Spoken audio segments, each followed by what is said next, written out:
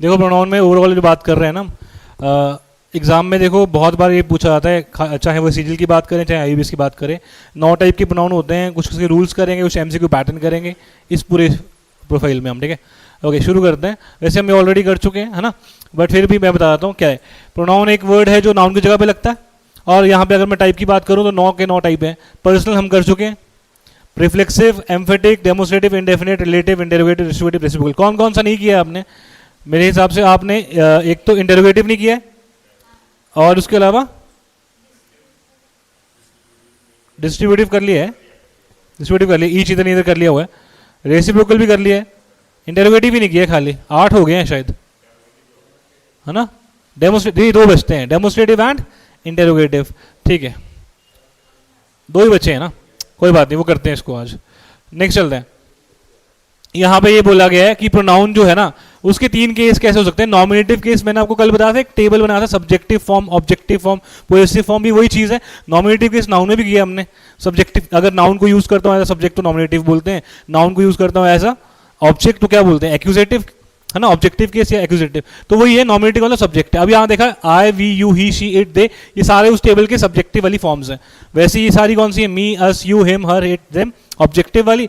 My, mine, our, ours, your, yours, ये सब क्या है? पोजेसिव वाली। इसमें ये चीज याद है आपको, माइन, आर्स, योर्स, हर्स, ये और दियर्स इवन, ये कैसे यूज होता है? इंडिपेंडेंटली यूज होता है, मतलब कोई नाउन नहीं आता इनके बाद, है ना, ऐसे होता है ना। ठीक है, ये लिख क्यों नहीं रहा यार कुछ तो गेम हो रही है आज। Okay okay, no noun is placed after, afterward, ये वाले, ये वाला और ये वाला, है ना। इसमें एक और बात आती है, बट हिज और इट्स कैसे यूज होते हैं? ये आपके बोथ वेज जो आते हैं। बोथ वेज कहने का मतलब है ये डिपेंडेंटली भी यूज आते हैं और ये इंडिपेंडेंटली भी। इसका भी मतलब क्या समझाता हूं आपको मैं। अगर मैं बोलता हूं हिज और आगे लिखता हूं कार, तो ये कार तो एक नाउन ही है। हिज जो है मीनिंग ऐड कर रहा है और बता रहा है कि भाई अधिकार है बंदे का, पोजीशन है, तो ये कैसे यूज हुआ है? ये हुआ यूज डिपेंडेंटली। पर अगर मैं बोलूंगा दिस कार इज हिज, तो ये वाला यूज क्या हो रहा है? ये वाला इंडिपेंडेंटली यूज हो रहा है। तो कहने का मतलब ये बोथ वेज होते हैं। वैसे इट्स का भी यही है। अगर बोलूंगा दिस इज इट्स हट, मान लो किसी पेट का आपने अपने कोर्टयार्ड में एक छोटा घर बना रखा है, दिस इज इट्स हट, या मैं बोलूंगा दिस हट इज इट्स। तो ये दोनों तरीकों से यूज आता है। बाकी तो आपको पता है कि जो मैंने ये वाले, ये जितने भी एरो वाले हैं, ये कैसे यूज होते हैं? डिपेंडेंटली यूज होते हैं। नेक्स्ट चलते हैं। ये हम कर चुके हैं, टेबल सबको याद है, ठीक है। अभी फिलहाल वहां चलते हैं जो हम आज करते हैं, इसके बाद वापस आता हूं इसके ऊपर। तो इंटरोगेटिव प्रोनाउन नहीं किया था हमने, लास्ट क्या किया था? हेडिंग क्या लिखी थी लास्ट? इंडेफिनेट लिखा था। ओके, इंडेफिनेट लिखा था, उसके बारे में पहले बात कर लेते हैं। इंडेफिनेट प्रोनाउंस का मतलब यही है कि आप प्रोनाउन यानी कि एक ऐसा वर्ड तो लगा रहे हैं which is working both ways, यानी इन 2 वेज, है ना। 2 वेज कौन कौन से? एक तो है कि वो रिप्लेस करेगा, किसको रिप्लेस करेगा? नाउन को, और साथ साथ क्या करेगा? अ फीलिंग ऑफ इंडेफिनेट देगा। मतलब क्वेश्चन मार्क का मतलब वही, हमें पता नहीं कौन कर रहा है वो चीज, राइट। तो अगर मैं यहां पे कह रहा हूं ईच, एवरी, ईदर, नीदर, ये सारे क्या हैं? सिंगुलर फॉर्म के हैं, है ना। ये जितने भी वर्ड्स हैं, अगर मैं बोल दूं, मान के चलो एक एग्जांपल लेता हूं, ईच ऑफ यू, तो यहां ईच तो मैंने लिखा है कि अगर एक वर्ड रिप्लेस कर रहा है नाउन को, बाय डिफॉल्ट मैं यहां पे तुम सबके नाम लिख सकता था, तो नाउन हो जाते वो। नाउन को रिप्लेस करके मैं ईच लिख रहा हूं, बट मेरे को नहीं पता कि मैं ईच किसके लिए लिख रहा हूं, तुम 4 बंदों के लिए या 10 बंदों के लिए, तो उस तरीके से कोई भी वर्ड आप ले लो, है ना। ये सारे के सारे वर्ड्स कहीं ना कहीं अपने आप में क्या है? अनडिफाइंड है, हमें नहीं पता कौन है वो, है ना, इंडेफिनेट है। तो यहाँ पे तो यही बताया गया है कि कितने वेरिएशन आती है। और यहाँ एक और चीज बोलिए, कंटेक्स्ट डिपेंडेंट, इसका मतलब क्या है?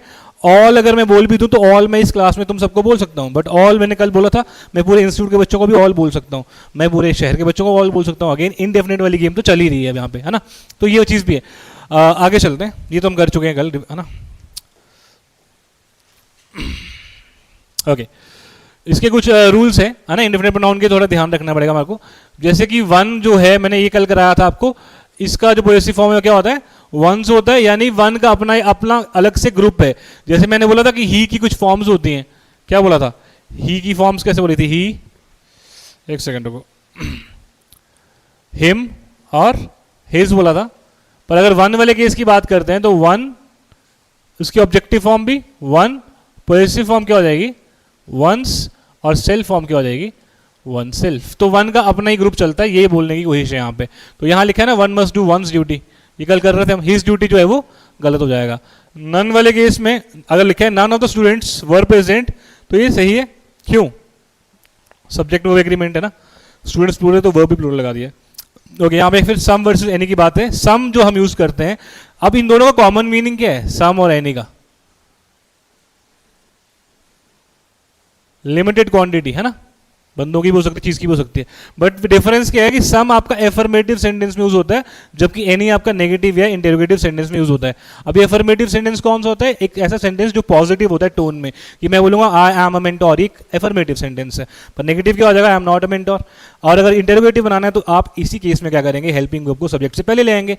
एफर्मेटिव के केस में तो आप क्या बोलोगे, I am a mentor, am आगे ले आओ तो क्या बनेगा, एम आई अ मेंटोर, वो इंटरोगेटिव बन गया। तो मैंने यहाँ पे ये बोला गया है कि हमें ये लिखा है कि सम जो है वो सिर्फ पॉजिटिव सेंटेंसेस में लगता है एफर्मेटिव में, और एनी नेगेटिव और क्वेश्चन मार्क वाले सेंटेंस में लगता है। ये एक रूल ही है बेसिकली, राइट। आगे है सम बड़ी बार क्वेश्चन यूज होता है। जैसे आप, मैं बोल रहा हूँ can I have some water, तो can I have some water में ये एक पोलाइट रिक्वेस्ट अकाउंट होगा because of this modal auxiliary also, ठीक है। Do you have any water, तो एक जेन्युइन क्वेश्चन है। तो ये थोड़ा ध्यान रखना कि आप अगर सम यूज कर रहे हैं तो वो एक रिक्वेस्ट साउंड कर सकता है, पर अगर आप एनी यूज कर रहे हैं तो वो एक जेन्युइन क्वेश्चन ही होगा, है ना। दोनों का मतलब क्या है, थोड़ा, लिमिटेड। यहां पे देखो कुछ फॉर्म्स हैं, उनकी मीनिंग के कुछ एग्जांपल्स हैं। मैंने बोला फ्यू, फ्यू अपने आप में एक नेगेटिव वर्ड है, क्योंकि मैं फ्यू बोल रहा हूं तो मैं एक्चुअल में थोड़ा ही बोल रहा हूं, कम, है ना। तो फ्यू एक नेगेटिव वर्ड है, बट अ फ्यू जो है उसको पॉजिटिव ट्रीट करते हैं। ये हो क्या रहा है, फ्यू के पहले मैंने आर्टिकल लगा दिया, और द फ्यू का मतलब हो गया स्पेसिफिक। अब फ्यू अगर नेगेटिव है तो ये नेगेटिव का मतलब क्या है, हार्डली एनी, यानी ना के बराबर। अगर इसका एग्जांपल देखो, ही हैज फ्यू फ्रेंड्स, तो इसका मतलब ये हो गया कि उसके पास जो फ्रेंड्स है वो क्या है, ना के बराबर है। ये ना अपने आप में नेगेटिव वर्ड है कि नहीं। तो जब भी मैं सिर्फ खाली फ्यू यूज करता हूं तो मैं नेगेटिवली ही बोल रहा हूं, मतलब मेरा कमोशन चल रहा है दिमाग में वो चल रहा है कि नहीं यार बहुत ही कम फ्रेंड्स है मेरे, उस तरीके से। अगर मैं अ फ्यू बोलता हूं तो पॉजिटिव टोन में आता है, यानी कि ही हैज फ्यू फ्रेंड्स, है ना। इसका मतलब एक्चुअल में क्या होता है, सम बट नॉट मोर, कुछ तो है बट ज्यादा नहीं है। इसका मतलब क्या होगा फ्यू का, है ना, हार्डली एनी लिखा तो है, ना के बराबर। और अगर मैं द फ्यू बोलता हूं तो उसका मतलब क्या हो जाएगा, उसका मतलब ही होगा सम, थोड़े ही होंगे वो, पर जितने होंगे उन सारों की बात कर लूंगा, सम बट ऑल। स्पेसिफिक बोल दिया ना मैंने, तो मैंने सारे कवर कर लिए, तो मैं द फ्यू तभी लगाऊंगा। देखो जैसे the few friends he has are loyal, तो मतलब इसके हैं तो फ्रेंड्स थोड़े ही, बट वो उन सब की बात कर रहा है, सम बट ऑल। तो ये तीन तरीकों से क्वेश्चन आता है, याद रखना, few, a few, the few. आपने सिंपल यही याद रखना है कि फ्यू में नेगेटिव सेंस है, अ फ्यू में क्या है, थोड़े बट ज्यादा नहीं, और द फ्यू में थोड़े पर सारे के सारे, उतने जितने थोड़े वो सारे के सारे। अब इसको ना एक कंपेयर करते हैं लिटिल के साथ, ये भी सेम पैटर्न में चलता है, वही लिखा हुआ है। अब दोनों में डिफरेंस क्या है यार, आप ये देख रहे हो कि अगर मैंने बोला फ्यू फ्रेंड्स, तो ये फ्यू के बाद क्या लगा हुआ है, नाउन लगा हुआ है, ये भी नाउन ही है, ये भी नाउन ही है। और तीनों केस में फ्रेंड्स जो है एक्चुअल में क्या बोल सकते हैं, काउंटेबल नाउन है। तो आपने ये ध्यान रखना है कि थोड़ा आपने क्वांटिटी बतानी है ना किसी चीज की, तो काउंटेबल के पहले लगता है फ्यू ग्रुप, और अनकाउंटेबल के पहले लगता है लिटिल ग्रुप। मीनिंग इसका भी सेम है, लिटिल का मतलब हो गया थोड़े ही पर ज्यादा नहीं है। अगर मैं आपको बोलता हूँ यार आपकी बाइक में तेल है, मेरे को जाना है कहीं पे, है ना, तो आप अगर आप बोलते हो कि आई हैव लिटिल पेट्रोल, तो आप बोल रहे हो कि क्या बोल रहे हो आप, ना के बराबर है, नेगेटिव सेंस होगी वो। पर अगर आप बोलते हो I have a little petrol left, तो आप बोलोगे कि थोड़ा है बट ज्यादा नहीं है भाई, तो वो पॉजिटिव में आ गया, सेम वही चीज। और अगर द लिटिल, आप, मैं आपकी बाइक ले गया और वापस आके खाली कर दी, आपने बोला यार the little petrol that was left in bike is all exhausted या डिप्लीटेड या यूज्ड, तो उसका मतलब हो गया थोड़ा जो था वो सारा का सारा ही हो गया यूज। तो सेम चीज यहां भी चलेगी, कौन सी, ये मैंने बोला था हार्डली वाला, ये केस हो जाएगा, नॉट मच नेगेटिव, यहां बोला था कुछ पर ज्यादा नहीं, वो अ लिटिल के लिए भी सेम हो जाएगा, और द लिटिल मतलब जितना है सारा का सारा। समझ आ गई ये बात। अब ये सारे वर्ड्स ओवरऑल देखें तो क्या हैं, क्योंकि हमें यहाँ पे किसी के यहाँ ना नंबर बताया, या ना आपको क्वांटिटी बताई, ना वॉल्यूम बताई, कुछ भी नहीं बताया आपने यहाँ पे, तो इंडेफिनेट तो है ही है, राइट। ओके नेक्स्ट चलें, समझ आ गया? इस पे क्वेश्चंस आते हैं बहुत बार। ओके नेक्स्ट चलते हैं जी।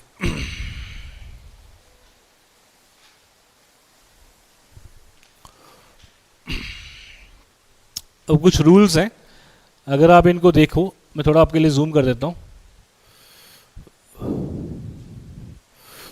Rule 1 is antecedent agreement.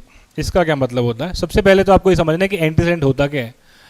Antecedent होता है एक ऐसा वर्ड जो होता है in previous position. Previous position, आमतौर पे ये जो वर्ड होता है, इसी एंटीसीडेंट को हम सब्जेक्ट बोलते हैं।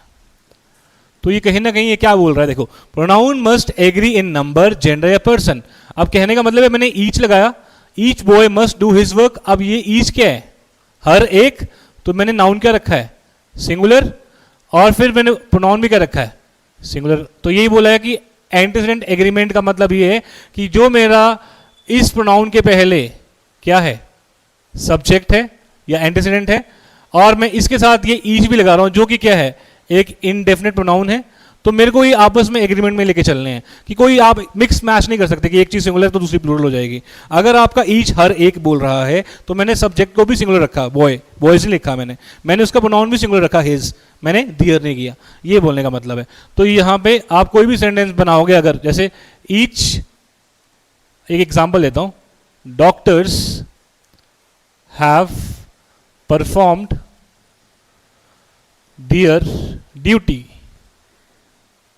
तो यहां पे गलती क्या है कि ईच का ये चीज वॉयलेट हो रहा है एग्रीमेंट। कैसे? पहली बात है डॉक्टर्स नहीं होगा, क्या होगा? सब्जेक्ट डॉक्टर होगा। दूसरी बात है वर्ब भी उसका एग्रीमेंट बनाएगा तो क्या होगा? सिंगुलर वर्ब आएगा, हैज। और प्रोनाउन भी मेरा क्या आएगा? सिंगुलर। तो क्या आएगा? बाय डिफॉल्ट मैं क्या ट्रीट करता हूं कि मेल जेंडर ही है, हिज आएगा। ये सिंपल सी बात ही तो है। नेक्स्ट चलते हैं। अब यहाँ ये हम ऑलरेडी कर चुके हैं वैसे रूल पहले, बट दोबारा करते हैं कि आप नो माई सेल्फ है सब्जेक्ट स्लैश ऑब्जेक्ट। इसका मतलब यही है कि जो मेरा सेल्फ प्रोनाउन है, सेल्फ प्रोनाउन कौन सा होता है? याद है ना? सेल्फ प्रोनाउन जो है वो क्या नहीं कर सकता? Can't act as a substitute. किसके लिए? To a subject. यानी सब्जेक्ट की जगह सेल्फ प्रोनाउन नहीं ले सकता। एग्जाम्पल देखें, माई सेल्फ वेंट देयर। अब कहने का मतलब कि मैं खुद वहां गया, क्योंकि सेल्फ प्रोनाउन में स्वयं या खुद की बात होती है। बट यहां पे the only error is we can not start a sentence with self pronoun. Reason being, ये लाइन लिखी है मैंने कि self pronoun can not act as a substitute to a subject, so we need to provide a subject with respect to myself. तो क्या बनेगा? आई, फिर आप लिख सकते हो माई सेल्फ, उसके बाद फिर वेंट देयर कर सकते हैं। एक सिंपल सा रूल है। ये सारे मतलब कहने का मतलब है सारे वेरिएशंस में जितने भी रूल, इस पे भी क्वेश्चन आता है पेपर में, तो उस तरीके से हम रिवाइज कर रहे हैं, ठीक है। ओके नेक्स्ट एक जो स्टैंडर्ड रूल है वो क्या है? क्योंकि ये एक्चुअल में एंडिंग आ गई है, इसमें हमने बाद में ना एक वो जो छूट गया है, कौन सा? इंटेरोगेटिव प्रोनाउन, वो अलग से कर लेना है, पर फिलहाल रिवाइज होता है। प्रेपोजिशन के बाद ऑब्जेक्टिव केस आता है, हमेशा ध्यान रखना। कहने का मतलब सेंटेंस में first of all what is a preposition? Preposition एक ऐसा पार्ट ऑफ स्पीच है जो किसी भी दो सब्जेक्ट के बीच में क्या करता है? ये बताता है कि पोजीशन के हिसाब से कैसे रिलेशन है। जैसे अगर मैं बोलूंगा कि मैं सब्जेक्ट 1 हूं और ये फ्लोर सब्जेक्ट 2 है, तो I am standing dash the floor. तो इन दोनों के बीच में एक ऐसा वर्ड होना चाहिए जो पोजीशन बता दे। तो मैं बोलूंगा I am standing on the floor, तो ऑन एक प्रेपोजिशन है। सिमिलरली जो फैन हमारे सर पे घूम रहा है, अगर मैं सब्जेक्ट 1 खुद को, या अब हम सबको सब्जेक्ट मान के चलें, सब्जेक्ट 1 और ये सब्जेक्ट 2 है, तो दोनों के बीच में रिलेटिव पोजीशन के वाली वर्ड कौन सा यूज करेंगे हम? कि this fan is dash our heads. Dash में क्या आएगा? ओवर या अबव या ऑन? ऑन नहीं आ सकता, ऑन आता है सिर्फ कॉन्टैक्ट वाले केस में। अबव या ओवर? मेरे लिए अबव, आपके लिए सिर्फ ओवर। आप बाकी सबके लिए अबव ही होगा, क्योंकि जो एकदम वर्टिकली ऊपर है ना फैन, अगर जिस बंदे के, उसके लिए ओवर यूज करते हैं। तो मैं आपको एग्जांपल दे रहा हूं, कहने का मतलब कि एट, इन, ऑन, ऐसे सब जितने वर्ड्स हैं ये क्या हैं? ये प्रेपोजिशंस ही होते हैं। अब कहने का मतलब ये है कि अगर किसी भी सेंटेंस में हम एक प्रेपोजिशन यूज कर रहे हैं एंड नीड अराइजेस कि उसके बाद एक प्रोनाउन लगाना है, तो उस प्रोनाउन की फॉर्म क्या होनी चाहिए? उस पहले टेबल पे हम जाते हैं, सब्जेक्टिव, ऑब्जेक्टिव और पोजेसिव की 3 हेडिंग्स थी। तो आपने सब्जेक्टिव वाली हेडिंग कुछ नहीं देखना है, पोजेसिव वाले में कुछ नहीं देखना है, सिर्फ ऑब्जेक्टिव लगा सकते हो आप। तो वही लिखा हुआ है कि बिटवीन यू एंड मी। तो देखो यू तो बेनिफिट ऑफ डाउट ले गया, क्योंकि सब्जेक्टिव, ऑब्जेक्टिव, पोजेसिव 3 फॉर्म्स। अगर मैं यू लिखता हूं, यू, इधर भी यू ही आएगा, और यहां क्या आ जाएगा? योर या फिर योर्स आ जाएगा। अब यहाँ बात हो रही है कि सिर्फ ऑब्जेक्टिव फॉर्म आती है, तो ये लोग ये अपने आप में इस गलत नहीं है, क्योंकि स्पेलिंग सेम है, तो हमें क्या पता कि ऑब्जेक्टिव सब्जेक्ट यू ही, हम इसको यू ही ट्रीट करेंगे एज एन ऑब्जेक्ट। बट यहाँ पे मी जो है वो क्या होगा, ऑब्जेक्टिव फॉर्म ही है, तो सही है। अगर मैं यहाँ पे आए करता तब वो गलत हो जाता। तो बिटवीन एक प्रेपोजिशन है जो कि हम दोनों के बीच में एक वर्ड ऐसे है ना जो क्या बता रहा है, रिलेशन बता रहा है पोजीशन के हिसाब से कि हम दोनों के बीच में, कहने का मतलब है between you and me there is no friendship, है ना। ऐसा इस तरीके से हम कोई एक एग्जांपल ले रैंडम सा जिसमें आप कोई प्रोनाउन लगा रहे हैं और एक प्रेपोजिशन लगा रहे हैं, रैंडम एग्जांपल लेते हैं कोई, ठीक है। ओके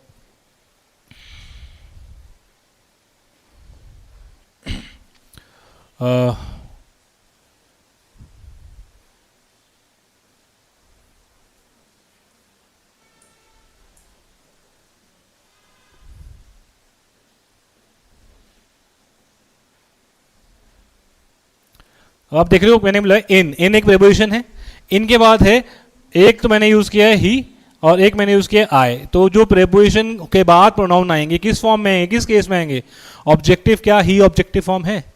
नहीं है, सब्जेक्टिव है। इन ही नहीं होगा, क्या होगा, इन हिम एंड, और दूसरा बात है आई भी सब्जेक्टिव फॉर्म है, तो यहां भी क्या आएगा।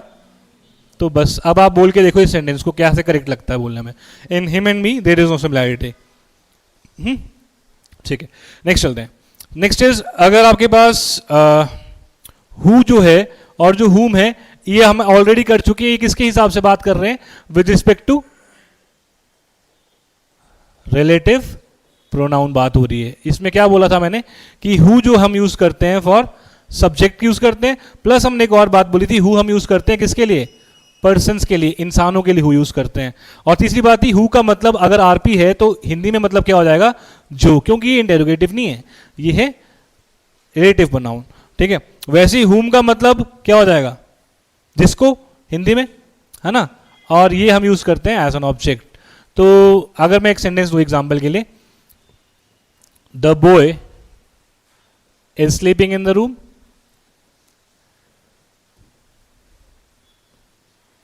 दूसरा the boy is my cousin.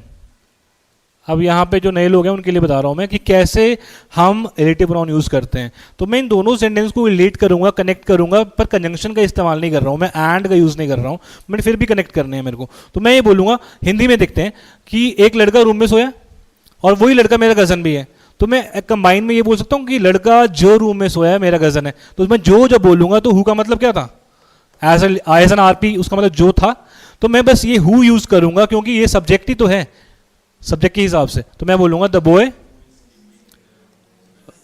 Who is sleeping in the room is my cousin. तो ये आपने क्या किया, हु लगाने के बावजूद फुल स्टॉप पे एंड हो रहा है, because this is relative pronoun and not an interrogative pronoun. Interrogative होता तब क्वेश्चन मार्क आता, ठीक है। तो यहां पे आपको ये बात समझ आनी चाहिए कि हु का मतलब जो है, और ये आपका पर्सन यानी सब्जेक्ट के हिसाब से लगता है, पर्सन भी और सब्जेक्ट भी। वैसे हुम लगेगा ऑब्जेक्ट के हिसाब से। उसमें एग्जाम्पल हम ऑलरेडी कर चुके हैं।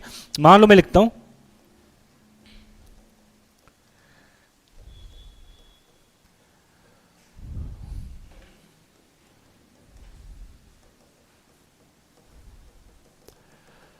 तो यहां पे आपके पास हु आएगा या हुम आएगा। पहली बात सब्जेक्ट देखो क्या है इसमें, अगर आप कैंडिडेट को सब्जेक्ट बोलते हो तो आप सरासर गलत बोल रहे हो, क्योंकि एक बेसिक रूल है इंग्लिश का, सब्जेक्ट वही होता है जो एक्शन करता है, सब्जेक्ट वो होता है जिसको इंट्रोड्यूस किया होता है। दो बातें होती हैं, या तो सब्जेक्ट के बारे में बात हो रही होती है या वो एक्शन करता है। तो यहां पे कैंडिडेट कोई एक्शन नहीं कर रहा, एक्चुअल में कौन एक्शन कर रहा है, कौन सा एक्शन कर रहा है, वो सेलेक्ट करने का। अगर यू सेलेक्ट करेगा तो इफेक्ट कहां पड़ेगा, जो कि क्या हो जाएगा अब, ऑब्जेक्ट। तो मैंने क्या बोला था कि हुम लगता है किसके हिसाब से, तो यहां पे कौन सा वर्ड आना चाहिए, सिंपल। ये पेपर में क्वेश्चन आते हैं ऐसे एरर वाले कि हु और हुम का क्या फर्क आ गया। क्लियर होगी यहां तक बात, है ना, ठीक है। और ये आप लोगों को बोलना चाहिए क्योंकि आपने किया हुआ है, बिना कॉपी में देखे हुए हैं। जो नए हैं तो उनको तो मैं बता दें, उनके लिए तो कर ही रहे हैं ये चीज, ठीक है। नेक्स्ट चलते हैं, दैट आफ्टर सुपरलेटिव। अब ये दैट जो है ना, दैट भी अपने आप में एक रिलेटिव प्रोनाउन है, ये हम क्लास में ऑलरेडी कर चुके हैं। दैट का मतलब क्या होता है हिंदी में,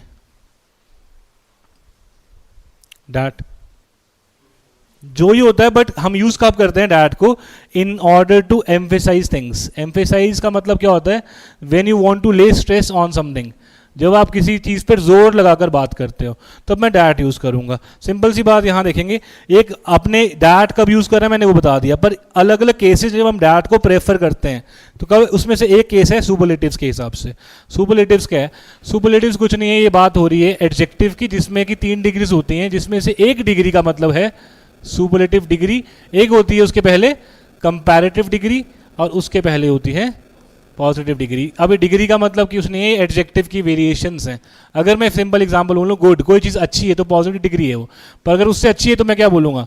बेटर। और बहुत ही अच्छी है तो मैं क्या बोलूँगा मैं? तो ये बेसिकली विशेषण हैं, एडजेक्टिव्स हैं, उन्हीं की 3 डिग्रीज होती हैं। Not to confuse this with verb की 3 फॉर्म्स, वो चीज़ अलग होती है। वर्ब की 3 फॉर्म्स अलग हैं, V1 V2 V3, ये एडजेक्टिव की 3 डिग्रीज हैं, ये फॉर्म्स नहीं है, डिग्री बोलते हैं इनको। तो यहाँ पे ये बोला गया है कि जहाँ पे सुपरलेटिव डिग्री याद आती है और उसके बाद अगर कोई रिलेटिव नाउन लगाना है तो डैट को प्रेफर कर सकते हैं।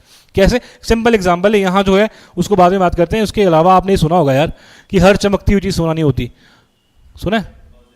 बट फिर ऑल के हिसाब से हो गया, सॉरी ये वाला गलत एग्जाम्पल हो गया, मेरे को कुछ और देना पड़ेगा इसमें। एक ऐसा कर लेते हैं, अगर मान लो आपको जीवन में एक बेस्ट चांस मिल गया हो, है ना, this is the best chance जो मेरे को मिला है, तो मैं यहाँ पे क्या बोलूँगा? That I have ever got. अब यहाँ पे एक बात और समझो, मैं डैट ना यूज करके मैं यहाँ पे विच लिख सकता था, विच क्योंकि चांस के लिए काम कर जाएगा, बट मैंने फिर भी डैट क्यों किया? क्योंकि यहाँ पे एक वर्ड है बेस्ट, और बेस्ट क्या है? Superlative degree. उसके बाद मैं क्या प्रेफर करता हूँ हमेशा?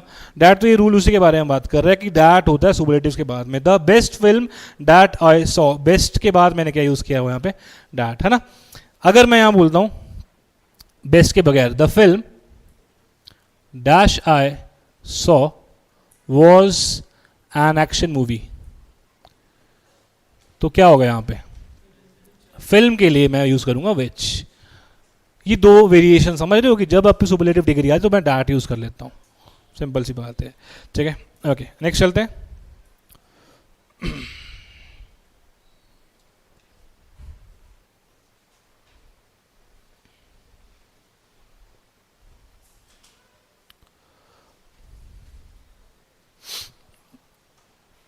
ये बहुत ही बेसिक सा रूल है, ईदर और नीदर। ये कौन से प्रोनाउन से पहले मेरे को बताओ, आप किस टाइप के प्रोनाउन है ये?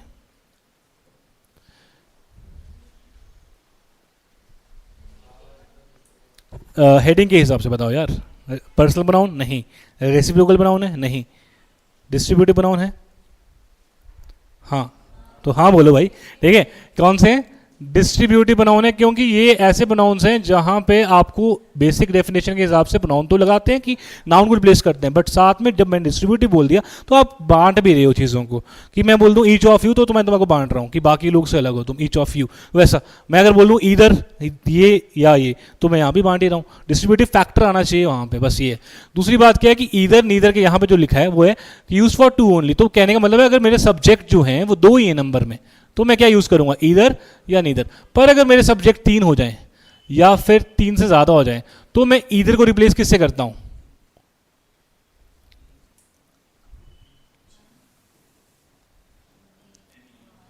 और मैं नीदर को रिप्लेस किससे करता हूं? नन, इससे रिप्लेस करता हूं। यहां पे ये बोला गया है कि for more than 2 use any one, वही लिखा है बेसिकली, एनी वन या नन, है ना, वो यूज करते हैं। तो इधर अगर ऐसा इसका एग्जांपल करना हो ऐसे करो, इधर राम और श्याम इज कल्प्रेट। सब्जेक्ट कितने हैं यहाँ पे, इसलिए मैंने इधर का यूज किया। और इधर का एज अ पेयर बात करें तो और है पेयर उसका, इधर का और लगता है। पर अगर मैं बोलता, है ना, कैसे कि 3 बंदे हो जाते हैं, तो फिर उसके इसमें मैं इधर यूज नहीं करूंगा, मैं क्या यूज करूंगा? एनी यूज करूंगा ना। एनी ऑफ तीनों के नाम इज कल्प्रेट। नेक्स्ट चलते हैं, each other versus one another. ये कौन से प्रोनाउंस हैं? 2 ही टाइप होते हैं, और एक हेडिंग ऐसी है जिसको हम कहते हैं रेसिप्रोकल प्रोनाउन। तो रेसिप्रोकल प्रोनाउन में हम बात किसकी करते हैं कि आप रिप्लेस तो कर रहे हो वर्ड को एज अ प्रोनाउन, बट आप दूसरी बात क्या कर रहे हो? You are trying to reciprocate, you are trying to give and take. जब मैं बात करता हूँ आदान प्रदान की, तो वहाँ पे यूज़ करते हैं ये वाला प्रोनाउन। जैसे कि अगर राम सीता को प्यार करता है, सीता भी राम को प्यार करती है, तो हम बोलेंगे राम और सीता एक दूसरे को प्यार करते हैं। एक दूसरे का मतलब क्या हो रहा है? वो रेसिप्रोकल प्रोनाउन वाली फीलिंग है। तो यहाँ पे मैंने क्या बोला है कि एक होता है ईच अदर और एक होता है वन अनदर। तो यहाँ पे फीलिंग के आनी चाहिए, एक वर्ड की आनी चाहिए, इसको बोलते हैं हम इंग्लिश में म्यूचुअलिटी। यानी कि आप सिंपल भाषा में बोले तो गिव एंड टेक होना चाहिए। तो ईच अदर यूज करते हैं हम सिर्फ दो के लिए, और वन अदर यूज करते हैं फॉर मोर देन टू। ये क्या, दो का मतलब क्या है, दो सब्जेक्ट्स, और यहाँ पे मोर देन टू सब्जेक्ट्स। अगर मैं बोलता हूं, अगर मैं कहता हूं Sita, Rita and Gita love each other, तो आप यहां पे कोई एरर ढूंढ सकते हैं, क्योंकि सब्जेक्ट कितने हैं, तो ईच अदर थोड़ी आएगा, ईच अदर कब आता है, तो क्या आएगा, अंदर आएगा। एक दूसरे को प्यार करते हैं, बट दो ईच अदर दो के लिए आता है खाली, राइट, वैसा है। सो ये वाला भी बेसिक सा रूल था। नेक्स्ट चलते हैं, वन को लिखा है वंस, तो वो हम ऑलरेडी कर चुके हैं कि वन का जो पोएसिव फॉर्म है वो वंस होता है, ना कि हिज, ना कि हर। तो वन का अपना ग्रुप है, हम ऑलरेडी कर चुके हैं इसे, है ना। नेक्स्ट चलते हैं, इट वर्ड है, डायरेक्ट है कि ये एनिमल्स की यूज करेंगे। ये एक्चुअल में क्या है, it is a personal pronoun, और उसमें भी अगर बात करें किस पर्सन में आता है, फर्स्ट या सेकेंड या थर्ड, थर्ड पर्सन है। लिखा ये है कि आप एनिमल्स के लिए इट यूज करेंगे, ही या शी नहीं बोलेंगे। हालांकि आजकल लोग है ना ऐसा प्रोनाउन ऐड कर देते हैं अपने मेल डॉग के लिए कि ही इज माय, है ना, बिलवेड डॉग, या शी बोल देते हैं, ऐसा बिच बोलना थोड़ा ठीक नहीं लगता है, फीमेल डॉग। बट अदरवाइज अगर ग्रामेटिकल रूल में देखें तो इट यूज करते हैं हम एनिमल्स के लिए, इन्फैंट्स के लिए या एब्स्ट्रैक्ट चीज़ों के लिए। अब इन्फैंट्स के लिए इट यूज कर रहे हैं या किसी चाइल्ड के लिए इट यूज कर रहे हैं, ये जस्टिफाई कैसे करोगे कि ये सही बात है?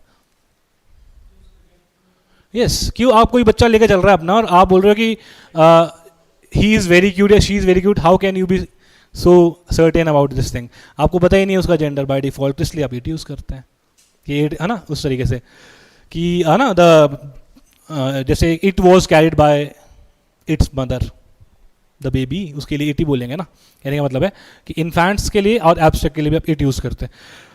ठीक है, नेक्स्ट ये वाला आ गया पर्सनल ऑर्डर रूल। इसके बारे में बात आपको ऑलरेडी मैं बता चुका हूँ, दोबारा बता देता हूँ। इसमें तीन चीज़ें आती हैं, एक आता है कौन सा रूल, 2 3 1, एक आता है 1 2 3, और एक आता है 1 2 3, तीन रूल्स आते हैं ये।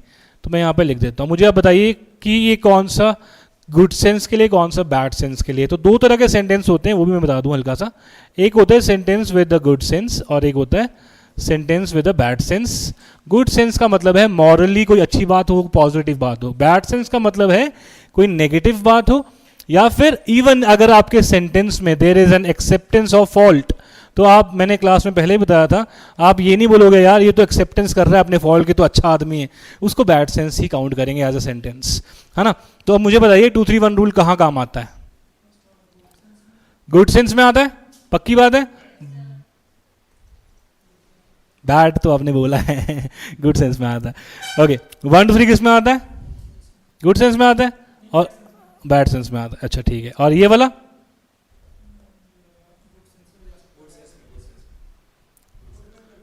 गुड में भी और बैड में भी। तो बैड तो बोल दिया, आप गुड ही बोल दो ना अलग से, ऐसे बोल दें गुड सेंस में, पक्की बात है।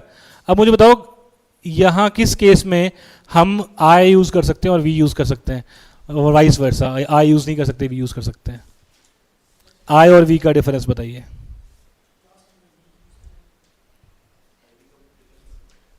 मतलब कहने का है कि अगर एज अ फर्स्ट पर्सन बात करूं, we have 2 words, one is I, one is we. तो मैं किस केस में सिर्फ आई यूज कर सकता हूं, वी नहीं यूज कर सकता, और किस केस में सिर्फ वी यूज कर सकता हूं, आई नहीं यूज कर सकता? फर्स्ट वाले केस में है कुछ ऐसा, आई यूज करते हैं, वी यूज नहीं करते, पक्की बात है। और सेकंड वाले केस में तो वो भी गुड सेंस के केस में होना चाहिए, बैड में नहीं होना चाहिए, राइट। ठीक है, तो अगर मैं यहाँ बोलूँ फर्स्ट पर्सन में मैं आई यूज कर सकता हूँ और वी यूज नहीं कर सकता, और या गुड सेंस वाले में मैं वी यूज कर सकता हूँ, आई यूज नहीं कर सकता, इसकी कोई लिमिटेशन नहीं है, क्योंकि ये अपने आप में किस में आ रही है, बैड सेंस में बात आ रही है, तो इसमें तो कैसे भी कर सकते हैं। तो अगर मान लो कि एक मैं, एक ये और एक ये हैं, हमने किसी की हेल्प करी, तो गुड सेंस हुई, बैड सेंस हुई? गुड सेंस हुई। तो मैं अपने लिए प्रोनाउन क्या यूज़ करूँगा, आई, इनके लिए शी यूज़ करूँगा, इनके लिए ही यूज़ करूँगा। हम तीनों ने किसी की हेल्प करी, एक सेंटेंस फॉर्मेशन बताइए कैसे बनेगा, कौन सा रूल लगाएंगे? He, she, and I have helped someone, someone, ठीक है। क्या ये सही है सेंटेंस?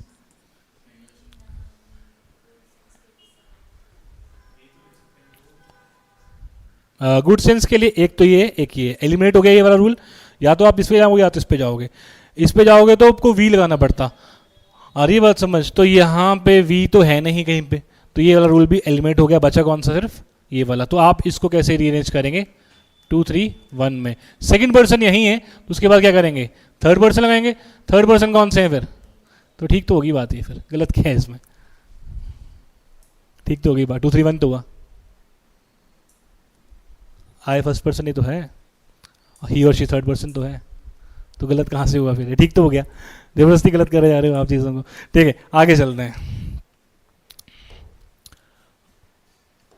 कुछ गलत नहीं था भाई इसमें, बस ये हुआ क्या इसको फिर से?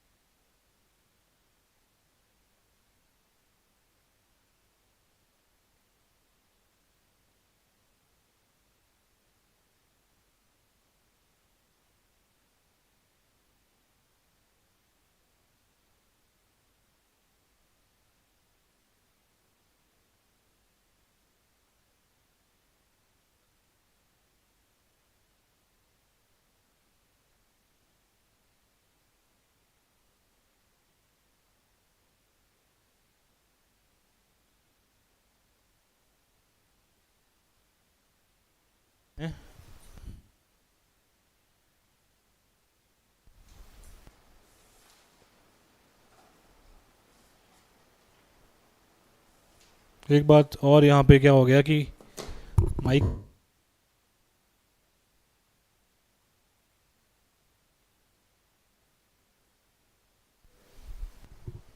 कोई बात नहीं, चलो आगे चलते हैं। नेक्स्ट हम बात करते हैं इसमें ग्रामेटिकली एक्सेप्ट क्यों किया है इसको? क्योंकि हुज रूफ मैंने क्या बोला है यहाँ पे?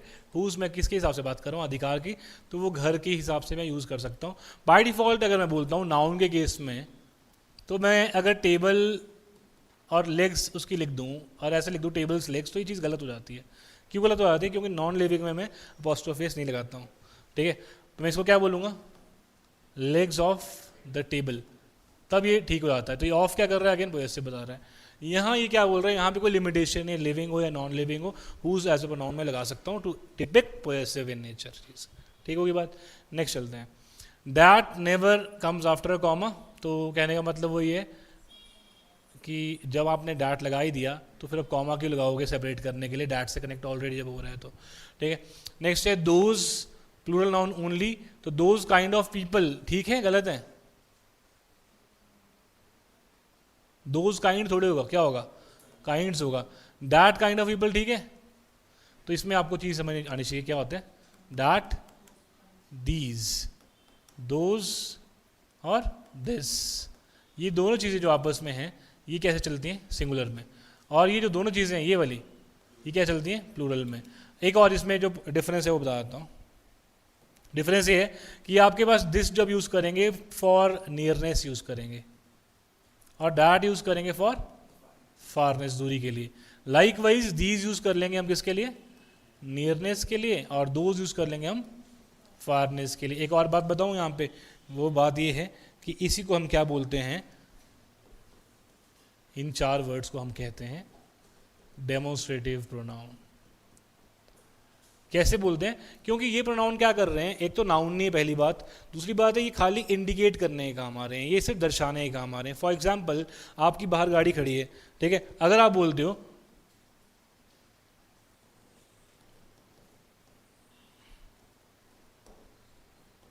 बहुत सारे हमारे पार्किंग लॉट में खड़े हम और बहुत सारी गाड़ियाँ खड़ी हैं, बोलेंगे स्विफ्ट इज़ माई कार, तो स्विफ्ट क्या हुआ? नाम है ना, तो नाउन ही हुआ, सब्जेक्ट हुआ। पर अगर मैं बोलता हूँ कि ये नाम नहीं ले रही गाड़ी का, तो नाउन को रिप्लेस कौन करता है? प्रोनाउन करते हैं, बट साथ साथ में इशारा भी कर रहे हैं। तो ये बोल सकते हैं पास में खड़ी है, तो इसके लिए वर्ड, तो ये दिस क्या कर रहा है? डेमोस्ट्रेट। क्या करता है डेमोस्ट्रेट? ये करता है सिर्फ इंडिकेट करता है। तो ये 4 ही होते हैं इसमें टोटल। ठीक होगी बात? आगे चलते हैं। नो अपोस्ट्रोफी इन पोजेसिव प्रोनाउंस, कहने का मतलब है हर्स जो है वो कौन सा प्रोनाउन है? पोजेसिव है कि नहीं है?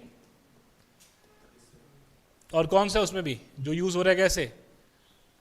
इंडिपेंडेंटली यूज हो रहा है, वही वाला है। मतलब उसके बाद कोई भी नाउन नहीं आना चाहिए, नहीं है।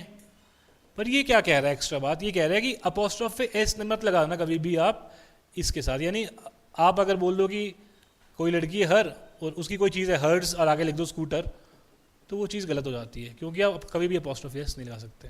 हाँ, आपको पॉजिटिव लगाना है तो आप ऐसा बोल सकते थे हर स्कूटर।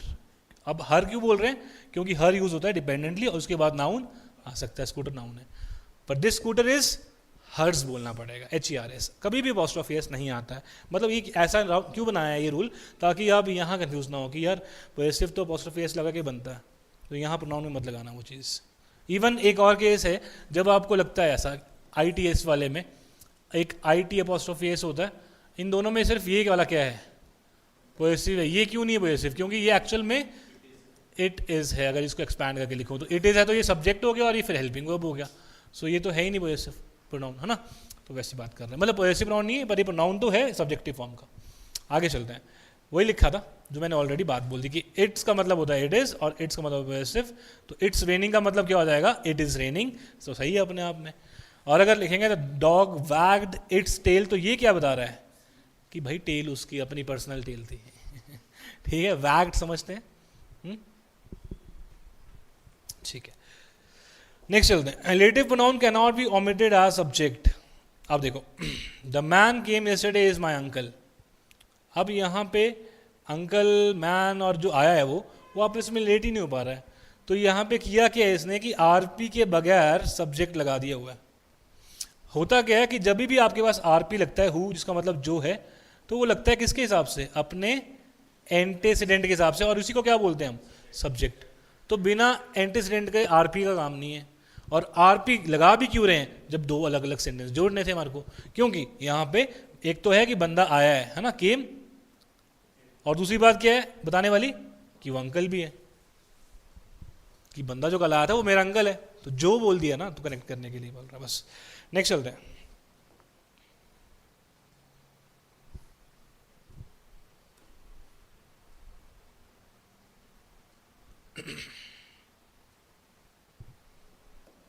तो ये कहीं ना कहीं हमारे सारे रिवाइज हो रहे हैं रूल्स, जितने भी रूल्स हमने किए हैं। इसके बाद मुझे लगता नहीं कि दोबारा आपको घर जाके ही पढ़ने की ज़रूरत पड़ेगी, है ना, प्रोवाइडेड कि आप इसको सुन लो ढंग से और नोट्स ढंग से बना लेना।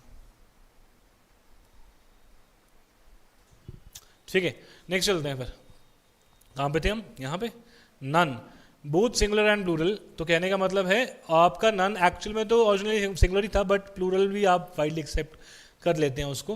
बट नॉर्मली आप इसको ना, नन को कैसे यूज़ करना कि नन ऑफ यू, तो इसमें यू का मतलब क्या है कि देयर आर मल्टीपल पीपल, यही मान के चलना। ठीक है, वैसा। पर सिंगुलर भी कर सकते हैं उस तरीके से नन, है ना, कि कोई एक चीज़ भी नहीं है।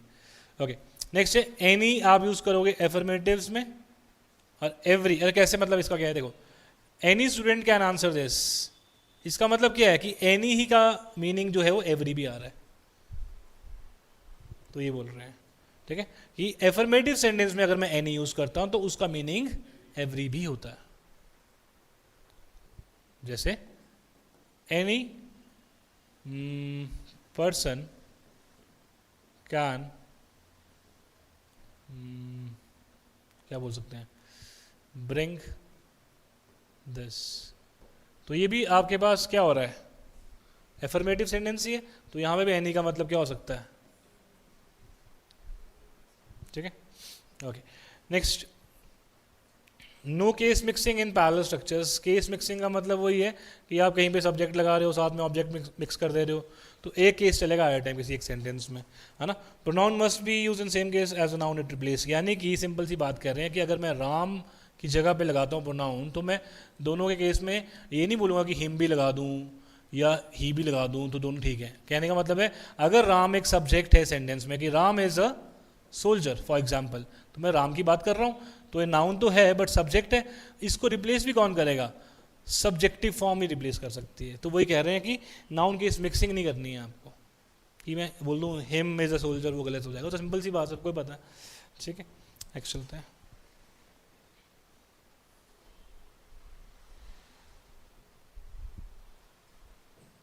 अरे क्यों नहीं चल रहा, चलेगा अब चलेगा। ओके,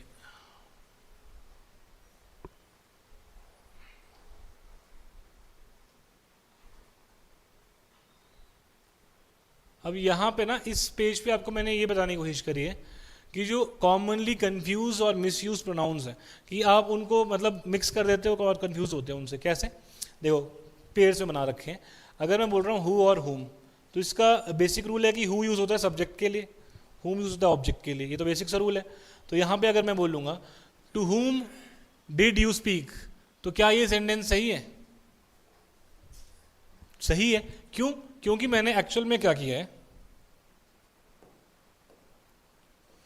एक्चुअल में हुआ क्या है कि यहाँ पे सब्जेक्ट तो यू ही है ना भाई, तो यू ने किसी से बात करी होगी तो इफेक्ट कहाँ पड़ेगा, तो ऑब्जेक्ट के लिए मैं क्या यूज़ करता हूँ, ठीक तो है बात, कोई दिक्कत ही नहीं है। पर अगर आपको लगेगा कि टू हु यू स्पीक, तो कि आप किसी बंदे के बारे में बात करें जैसे तुमने बात करी है, तो हम उसके बारे में बात नहीं कर रहे हैं, क्योंकि सब्जेक्ट तो तुम ही होंगे, तुमने बात करी है, यू स्पोक समथिंग, पर you spoke something to somebody, तो वो बंदा जो होगा फिर वो तो ऑब्जेक्ट ही बनेगा हमेशा, इसलिए मैं बोल रहा हूँ हु कभी नहीं आएगा, हुम आएगा। नेक्स्ट चलते हैं। इट्स और इट्स की बेसिक्स है कि इट इज़ और पॉजेसिव होता है इट्स, और ये होता है इट इज़, तो वे इट्स पाओ जो है अपना पाओ उसने लिख करा, मतलब ये सही है ना, है कि नहीं, यहाँ पे नहीं कर सकते। तो मतलब ये बोलना की कोशिश करिए कि मिक्स नहीं करना है चीज़ों को, हालांकि आपको आधे सारी चीज़ें बताएं इसमें। दियर, देयर और दे आर, तो ये बेसिकली दियर तो पॉजेसिव है, देयर क्या एक जगह बता रही है कि देयर है ना, और दे आर ये क्या है, देयर मतलब ये दे आर का शॉर्ट में।